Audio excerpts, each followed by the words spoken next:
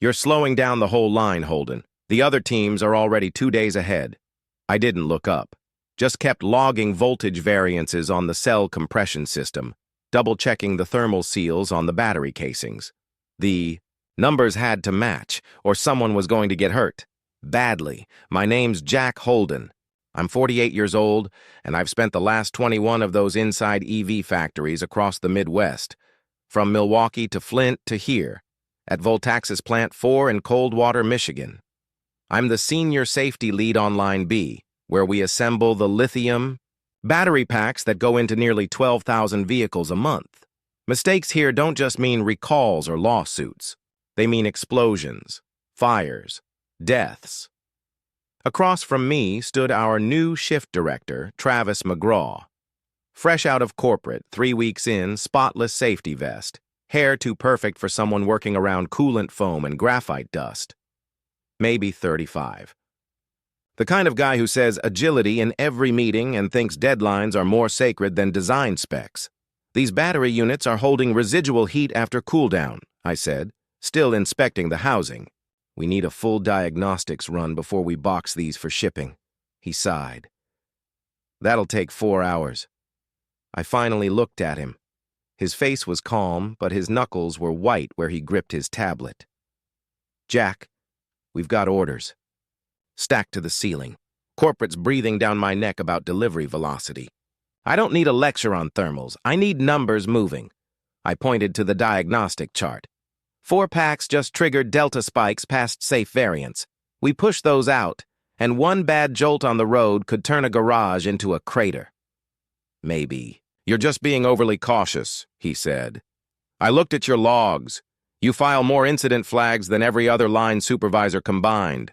I've got to ask, is this plant actually more dangerous, or are you just creating friction to protect your job? I tucked my scanner under my arm and gave him a long look.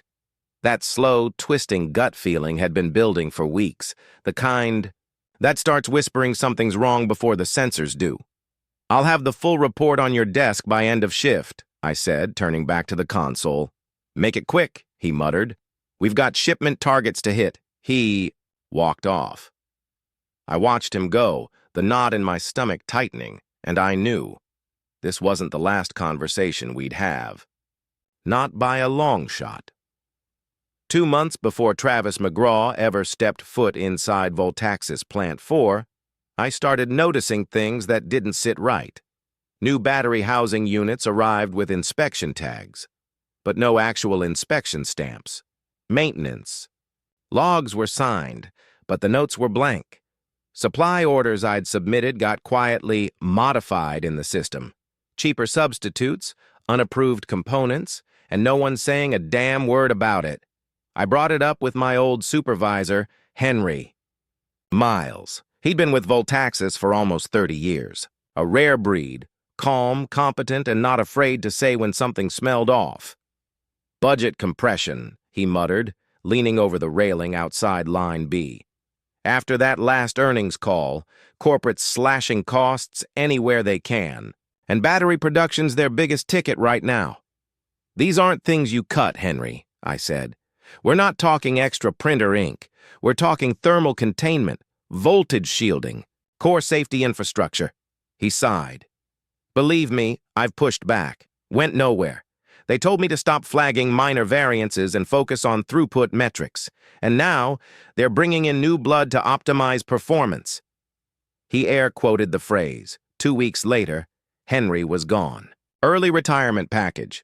The line workers threw him a cake and soda farewell in the break room. Before he left, he pulled me aside near the freight elevator.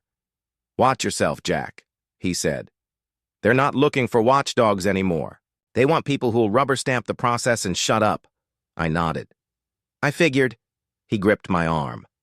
Document everything. Every corner cut, every spec ignored, every substitution.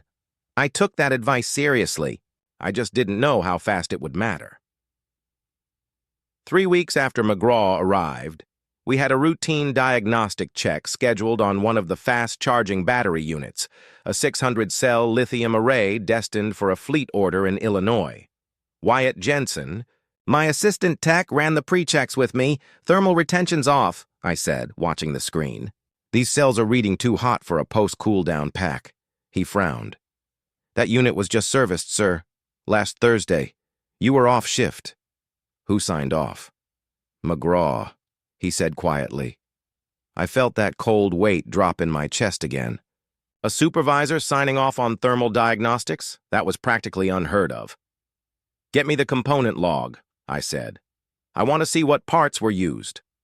Wyatt came back 10 minutes later, inventory sheet in hand. One glance and I knew. Aftermarket thermal regulators. No factory certification, no voltage shielding stamp. They'd saved about $300 per unit at the risk of someone's garage turning into a crater if a surge hit. I snapped photos, added them to the file I'd been building for months, then called for a full diagnostic shutdown on the unit. 30 minutes later, McGraw came storming down the aisle. What the hell is this? He barked. You shut down a live production cell? We've got delivery targets to hit.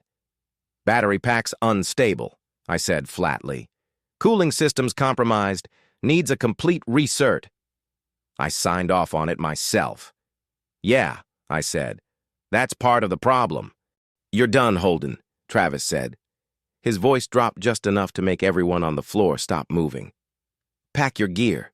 You're officially off the schedule starting tonight. I didn't argue, didn't raise my voice. I simply handed the scanner and thermal reader to Wyatt. Run a full diagnostic, I said, and log everything. Photos, timestamps, voltage curves. Travis followed me as I walked toward the staff lockers, his boots slapping the epoxy floor harder than necessary. You think you're untouchable because you've been here forever, he hissed. But you're just expensive and slow. We've got orders backed up, and your obsessive checking is costing us thousands a day. You don't fix things, you stall them. I stopped and turned to him. You know what costs real money? I said. House fires, lawsuits, a recall on 5,000 battery units because someone pushed them out before they were ready. You think I'm expensive? Wait until one of your streamlined packs melts through the floor of a customer's garage, with their kids asleep upstairs. He jabbed a finger into my chest. You're being terminated for insubordination and obstruction of operations. You'll get your final paycheck minus severance. I just nodded. By the time I reached my locker, the anger had faded. I wasn't surprised. This had been coming from the moment he stepped in the door. He wasn't just some hot-headed manager on a power trip. He was a blunt instrument, sent by corporate to bulldoze anything that slowed production, including safety, protocols. But they'd made a mistake. They thought I was just another dinosaur clinging to the old ways. They didn't know what I'd been doing these past 8 months. They didn't know about the file. That night, my apartment felt like a hotel room I didn't remember checking into. Dust on the kitchen counter, a blinking light on the answering machine I hadn't checked in weeks. I ordered a pizza, took a long shower, and opened my laptop. I backed up every photo, every report, every altered inventory sheet. I copied thermal variance logs, signature discrepancies, and time-stamped proof of component swaps. It was all there, 8 months of data, organized, cross-referenced, bulletproof. Then I started typing. Subject line, formal safety complaint.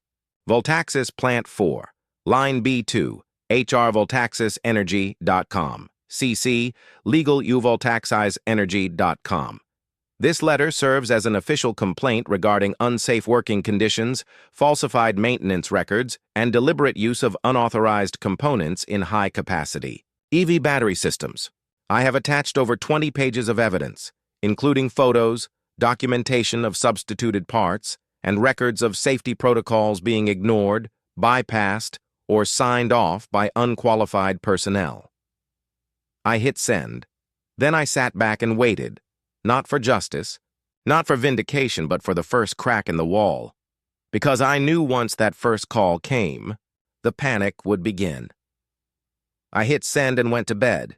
3 days passed before anyone replied, and it wasn't HR. It came from Martin Wexler, Voltaxis's corporate counsel. The email was short, cold, and calculated. Mr. Holden, We have reviewed your complaint and conducted a full internal evaluation. Our findings indicate that all operations at Voltaxis Plant 4 are within approved safety standards. Your termination was the result of documented performance issues and resistance to operational directives. Any further defamatory communications may result in legal action. Regards, Martin Wexler, Chief Legal Officer. I read it twice, then shut my laptop. I wasn't surprised, but some stupid part of me had hoped the company might actually care that its battery systems were a ticking time bomb. Turns out they cared more about silence than safety. The next morning, I made 2 calls. The first was to Alex Reeves, an old colleague who now worked for Solar Core Dynamics, one of Voltaxis's biggest competitors. We met for lunch at a quiet diner, just outside Detroit. He looked up from his burger and said, "You're not the only one seeing cracks. They've been cutting corners since last quarter's financials tanked. New investors want speed, not perfection." "They're going to get someone killed," I muttered. "Probably," he said. "But unless something catches fire, no one's pulling the brakes." He paused, leaned in. "We might have a safety lead opening next month. It's not glamorous, but—" I shook my head. "Thanks, Alex. But I'm not walking away. Not yet." My second call was to the National Battery Safety Commission, the NBSC. I'd already sent them reports, but I needed more than automated responses. I wanted someone to look me in the eye and tell me this wasn't their problem. I got transferred, twice before landing on a supervisor. He let me speak for 30 seconds before cutting in. "Mr. Holden, we understand your concern, but we don't launch investigations based on complaints from recently terminated employees. I have documentation. 8 months' worth. We receive over 400 submissions a year," he said. "Most are internal disputes. We have scheduled audits for Voltaxis. If something's wrong, it'll be found. By the time you find it, someone's garage could be ash and bone," I said. "I'm sorry. We have procedures to follow. Good day, Mr. Holden." Click. I sat there, staring at the silent phone. One man, one file, and a billion-dollar company with lawyers, PR teams, and the benefit of doubt. 2 weeks after I'd been fired, I was still trying to figure out my next move. When Wyatt called, we met off-grid at a gas station cafe 2 counties over. He looked exhausted, hair unwashed, shirt wrinkled, hands shaking as he slid a USB across the table. "They've cranked production up by 30%, he said. "Running the cells at full draw non-stop. It's creating thermal spikes we can't control. The last unit nearly auto-ignited before shipment. Travis knows?" Wyatt nodded. "He called it a manageable risk. Then he lowered the sensor threshold so the alarms wouldn't go off." My jaw locked. "Anyone else speaking up?" "Not if they want to keep their jobs." He stared down. "But there's more." He'd seen Travis's screen while dropping off reports. An open email, straight from Voltaxis HQ, explicit instructions on what maintenance to skip, which inspections to fake, who to copy when altering logs. This wasn't just Travis. The rot ran all the way to the top. That night, I plugged in the USB. Most of it was damning. Logs flagged variances, temperature charts with forged signatures, but the most chilling file, a grainy video clip, Travis on camera, telling the night crew to bypass thermal shielding protocols during a pressure test run, and that could kill someone. What I had now wasn't just troubling, it was criminal. That video of Travis telling his crew to bypass safety systems, that alone could shut down an entire factory. I drove straight to the National Battery Safety Commission office in Lansing. I'd called ahead. This time, they listened. Diana Foster, senior investigator, didn't waste time. She reviewed every document, every image, watched the video twice. "This is serious," she said, "especially considering Voltaxis's track record." She showed me their internal file, dozens of quiet violations across multiple plants, all buried under fines and NDAs. But Plant 4? That was different. This is the first time everything's pointing to one place. They fired me for doing my job, I said. For refusing to sign off on bombs with wheels. Diana nodded. If we pursue this, it won't be quiet. Voltaxis will come after you. Hard. I've got nothing to hide. Good, because we're moving forward. Over the next 3 weeks, I worked with her team non-stop, breaking down technical details, translating evidence into impact. Meanwhile, Wyatt kept feeding updates from inside. 2 more spikes. They're still pushing defective units out the E. Door. Guys are scared, Jack. Tell them to document everything. Help's coming. Diana laid out the plan. They'd begin with an unannounced inspection, small in scope, just enough to get through the door. If they found what we suspected, it would trigger a full-scale audit. A few days before the visit, Voltaxis Legal reached out to NBSC's director. They know something's coming, Diana said. They'll hide everything, I replied. She nodded. That's why we're sending Alan, regulatory specialist, also an engineer. He knows how to see through the cleanup. The night before the inspection, I barely slept. Around midnight, Wyatt texted, "They've got us scrubbing the logs. Removing alerts, it's all fake." I forwarded it to Diana. She replied instantly, "Expected. We're ready." By 7 a.m. Tuesday, the NBSC team was on site. I couldn't go. Rules. So I waited in Diana's office, pacing, heart pounding. The inspection was supposed to wrap by 3. At 4:38 p.m., my phone buzzed. Thermal units failed, extending inspection. Travis is panicking. I showed Diana. She smiled faintly. Then it started. A text from an unknown number lit up my phone. Thermal units failed stress test. Inspector extending review. Travis is losing it. Had to be from Wyatt. Or someone else on the inside.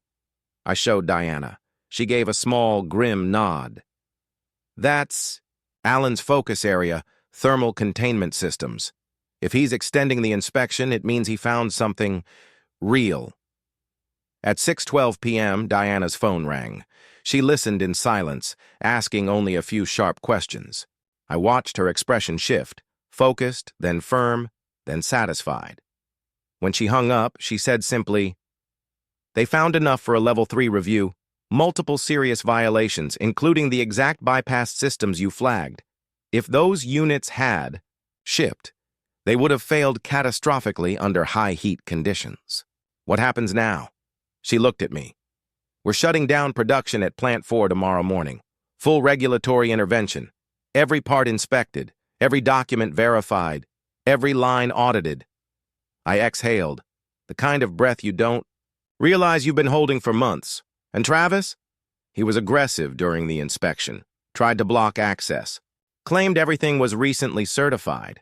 That behavior alone triggers further scrutiny. She stacked her files. "This is just the start. Once we dig deeper, I expect we'll find even more." I nodded, vindicated, but oddly hollow. The fight wasn't over, it was just changing shape. But for the first time in a long time, I felt like I had done what I was trained to do. Protect people, even when no one else would. The full intervention lasted nearly 5 weeks. Every day revealed more. Forged documentation, uncertified parts, altered logs, alarm thresholds manually adjusted to hide thermal spikes. The NBSC documented 84 serious violations, more than any facility on record. I was called in repeatedly for technical explanations. Each time I walked past Voltaxis lawyers, in the waiting area, looking more nervous by the day. I passed Travis once. He didn't make eye contact. Diana kept me in the loop. We've issued daily fines for noncompliance, $1.4 million a day, and based on what we've found, we're expanding to investigate 3 other Voltaxis sites. Story hit the industry wires first, then the national media. Massive safety violations found in leading EV manufacturer. Voltaxis halts production. Amid federal probe. Their stock dropped 27% in 2 days. Then came the formal hearing. The Department of Transportation convened a special panel. I sat in the back of the chamber while Diana's team laid it all out. Diagrams, photos, time-stamped reports. Then came Wyatt's video. Travis on tape, instructing the crew to bypass fire containment systems. "Where did this come from?" the chairman asked. Diana looked back at me, then replied, "A crew member who feared someone would get hurt. One of several who came forward." I watched Travis turn pale, whisper something frantic to his lawyer. The lawyer just shook his head. Too late. The panel's decision was unanimous. Maximum penalties. Criminal referrals. Mandatory shutdown of Voltaxis Plant 4. 3 months later, I stood inside a brand new facility, Helios Safety Group, founded by Alex Reeves with one clear goal: never let this happen again. He'd made me Director of Safety Standards. I brought Wyatt with me, along with 4 other ex-Voltaxis workers who'd helped gather evidence in silence. Now we were building something better, smarter, safer. That morning, I looked out at a room full of new hires, young faces, nervous but eager. I stepped forward. No slides, no speeches, just truth. "My name's Jack Holden. I've spent over 20 years building and inspecting battery systems. I've seen good factories and bad ones. But the difference was never the tech. It was the people. People who speak up when others stay quiet." I paused. "You are the last line of defense. Never forget that." And as I said it, I felt something lift off my shoulders. The burden hadn't disappeared, but I wasn't carrying it alone anymore. Maybe you've spent your whole life being underestimated, too quiet, not sharp enough, just background. But here's the thing. The quiet ones are usually the most dangerous. This is Alpha Revenge, where the overlooked rewrite the rules. Hit like if someone ever misjudged you. Hit subscribe if it's time they finally regret it.